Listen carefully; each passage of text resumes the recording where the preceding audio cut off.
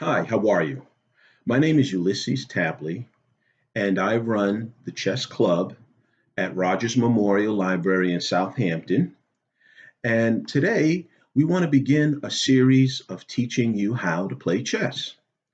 Chess is a wonderful two-player board game, and there's so much to learn with chess. It's fun and it's enjoyable. So if you like strategy, if you like problem solving, if you like games that help you to plan ahead and things of that nature, you're at the right place at the right time. I would like to begin with the board. The board, chessboard, has 64 squares, and this is our battlefield. All our pieces travel on the chessboard, and our board has letters and numbers on them. This is a tournament type of board, but you can find this board online anywhere online, and it's pretty reasonable, cost board. It's flexible, so you can roll it up and take it with you wherever you go. All right. So um, the board has numbers and letters on them because they're called chess notations, and they're used to be able to record your games. And some people even play blindfold chess, which is absolutely out of this world. I don't know how people do it, but some people have memories that they can play blindfold chess. But any game you play at chess, that the moves can be recorded. All right. So if you look at this board here, it's probably, I'll have to turn the board around this way so that you could see it probably better. If you see on the the bottom of the board, you see one, two, three, four, five, six, seven, and eight. Goes all the way up to eight. All right. We have 8 rows of eight, and all these squares have a name. So if you point to one square, you find the coordinates of where the number is and where the letter meets. That's the name of that square. All right. So now you know what the name of all the squares are. Uh, this is E1. I'll turn the board around. This is E8, E7, E6, E5, E4, E3, E2, E1. All right. Same thing for the A file, the B file, C file, D file, E file, F file, G file, and H file. Now, the way you look to see that your board is set up correctly is that the light color square is on your right hand side. Okay.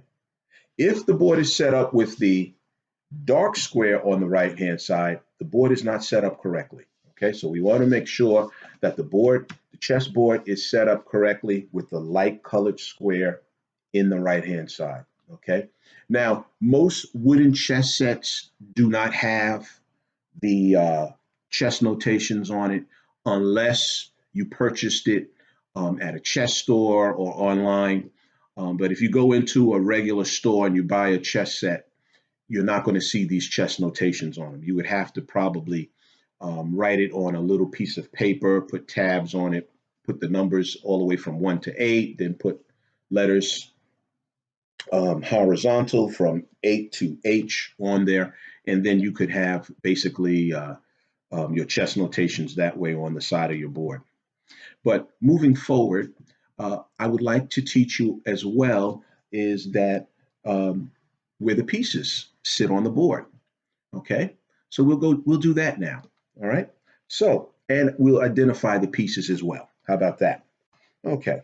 So we have 2 rooks. They go on the far edges of the board. We have 2 knights. They go inside the rooks. We have two bishops. They go inside the knights. We have a queen, and we have the king, the most important piece. The queen is the most powerful piece, but the king is the most important piece.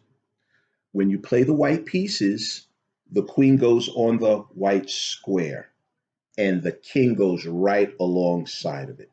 All right. So we have our rook, knight, bishop, queen, king, bishop, knight, rook. Now we put the pawns on the board. You get 8 pawns.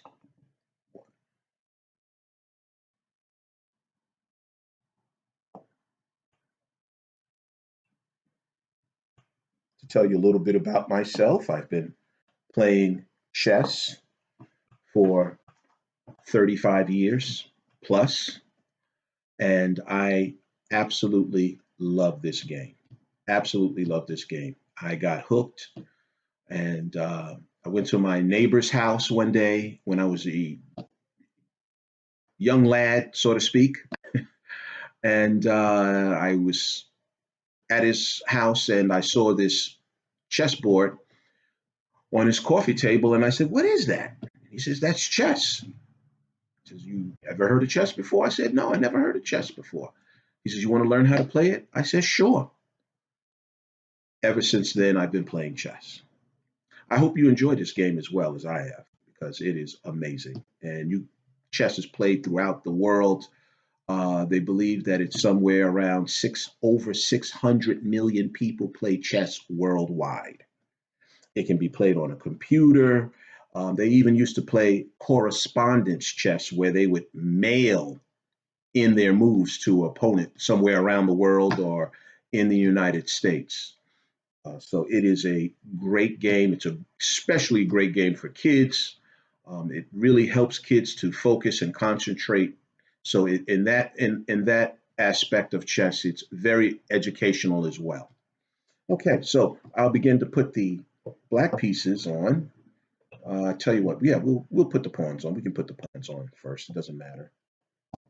All right, first pawns on here. Now we put our pieces behind the pawns, because the pawns always, they're your soldiers. They're front and center of your pieces. Okay, so our rooks, edge of the board,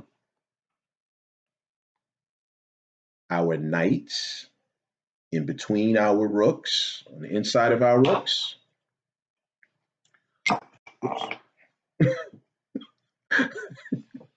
Our bishops in between, right? And our queen gets her own color. So the black square, the dark square, the queen sits on that square, and our king right alongside of it. Okay? That's how we set the board up. So when you're playing chess, it's a two-player board game. You make a move, your opponent makes a move. In chess, the white pieces move first, they move out first, and then the black pieces start to move out. You're trying to checkmate your opponent's king. You're trying to trap that king, and not only trap the king, but have it in check. And that would be checkmate. So my opponent's forces are coming after my king.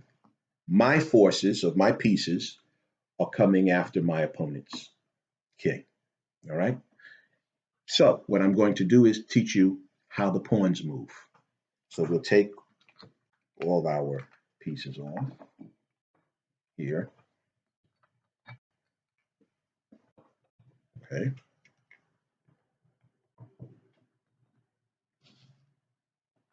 I'll even take these off for right now. Give you a better visual. Okay. Now, the pawns are your soldiers. They are going to protect your pieces. They're going to protect other pawns. And they're going to go out and control areas of the board. all right? They love controlling the center of the board.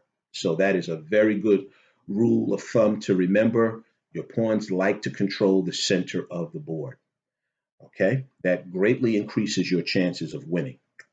All right, so now the pawns from their point of origin can move 1 square forward, or it could move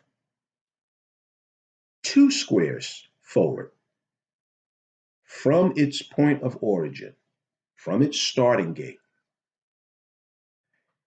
Any one of these pawns can move either 1 square forward or 2. Okay. So let's say if I wanted to move this just 1, I would just move it 1. Same thing for any one of these pawns. If I want to move it 1 square forward, I can just move it just 1 square forward. Then now it would be my opponent's turn to make their move. Okay. All right. All right. I want to move it 2 squares forward for this pawn. 2 squares forward. Then my opponent would make his or her move. Okay. Now I'm going to put the black pawns on the board.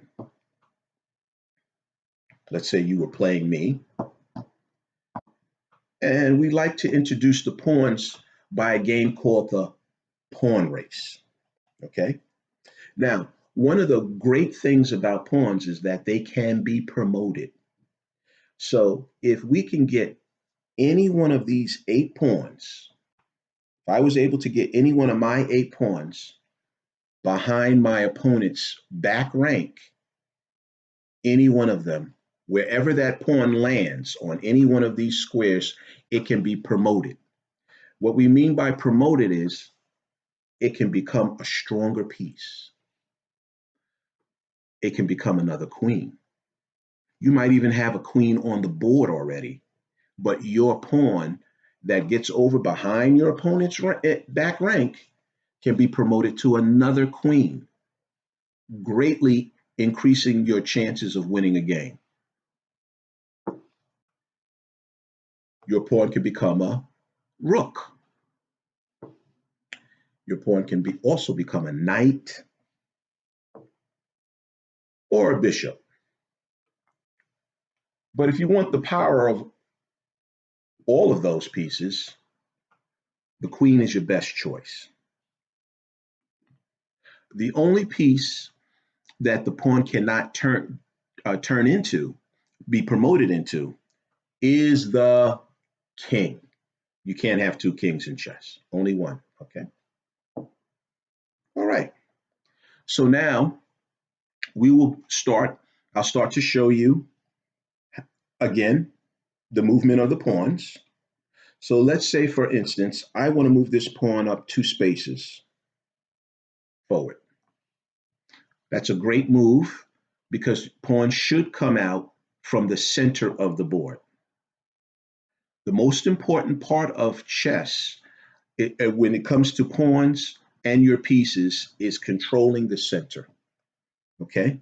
So it's this square here, this square, and this square. These 4 squares in the middle of the board are the most important squares to control. If you can control the center of the board and some of the surrounding areas right around the center of the chessboard, you have a good chance of having a better game against your opponent. Okay? So we decided to move this pawn up 2 squares. Let's say our opponent says, I'm going to move up 2 squares in front of our pawn, my pawn, right? So now what we have here, these 2 pawns are blocked because pawns cannot move forward if there is an existing pawn or piece in front of it. It can no longer move any further. All right. So these 2 pawns are blocked. All right. The black pawn is blocking me, and I'm blocking the black pawn. Okay. So now let's say I decided for me to show you how the pawns capture, I decided to move my other center pawn 2 squares forward. Now the pawn can move in another direction.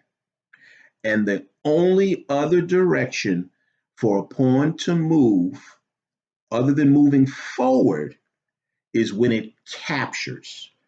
It captures diagonally.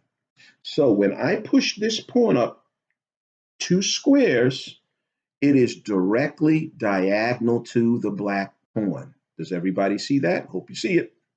Okay, that's how they capture. Now let me show you how they capture. So now it's black's turn to move. So he would push this pawn out of the way and replace the pawn that he's capturing with his or her pawn, black pawn, and put it to the side of the board. And now that pawn is out of the game. Okay. So now it's my turn. For the sake of this lesson, let's say I made this silly move and pushed this pawn diagonal to my opponent's pawn, the black pawn here.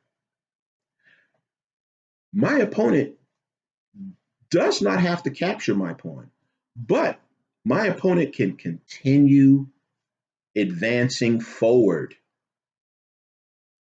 And guess what? I cannot stop that pawn because pawns do not capture side to side and they don't capture backwards on a diagonal. So there's nothing. I've already lost this pawn race game. Okay. So let's say I continue, move the pawns.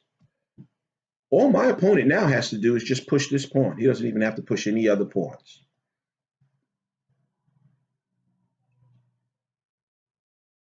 Say I move another one. And now my opponent moves to my back rank, and now I would shake hands with my opponent, say good game, and my opponent won. Okay? Now, in a real game of chess, this pawn would have to be promoted. It can no longer stay a pawn.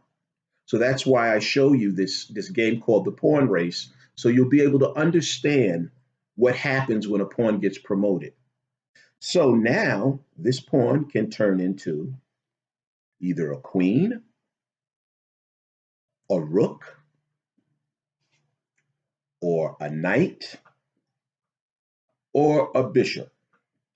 But chess is a game of logic. So wouldn't you want to go for the most powerful piece on the board? I know I would.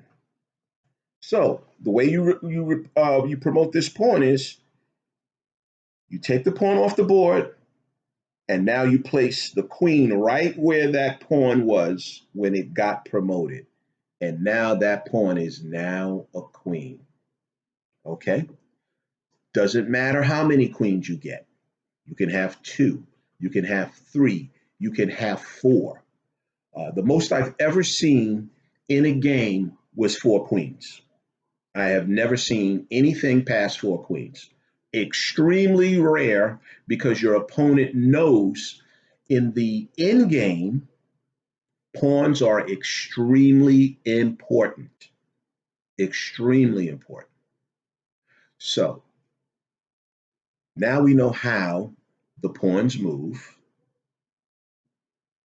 And now we decided for the queen, that pawn to become a queen.